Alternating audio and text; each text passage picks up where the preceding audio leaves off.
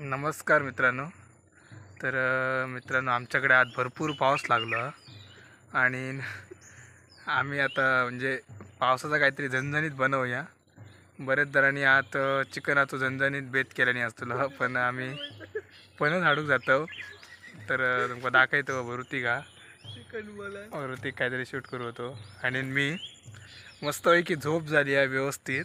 तर ऋतिक गेलो, ऋतिक म्हणालो चल फणसाची भाजी खाऊयात मस्तपैकी, आणि बरेच दिवस खाऊक नाही हो. चला तर बघा, संध्याकाळचं वातावरण बघा पावसाचा कसं झाला मस्तपैकी. ढग सगळे काळे कीट झाले आहेत. थोडं आतमध्ये असत फणसाचं झाड, फणस पण यावर्षी त्याच्यावर खूप लागले आहेत. पावसामुळे सगळा भिजवल्या, पूर्ण क्लायमेट चेंज झाला.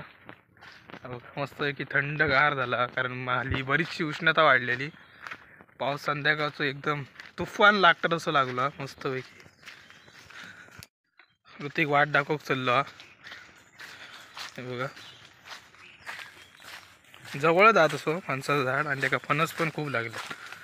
तर संध्याकाळची सोलुको गावात आणि मस्तपैकी ताव मारूक गावतलो. कोणीतरी काढून ठेवलं फणस, पडलं पिकलो आपण. ऋतिक फणसाचं झाड बघून भियालो. ऋतिक विचार करता घेतलो आता काढू खायलो, कारण सगळीकडे फणसच दिसतात, पानं कमी दिसतात आणि फणस जास्त दिसतात. ऋतिक वाजवून बघता पिको गावलं तर त्याच्यात भाग.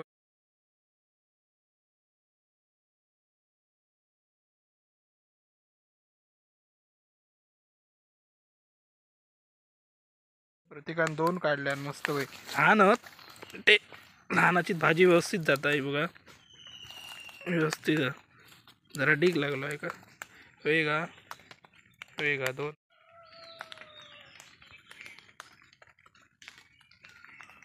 गमलेलो तर बोग गेलो होती.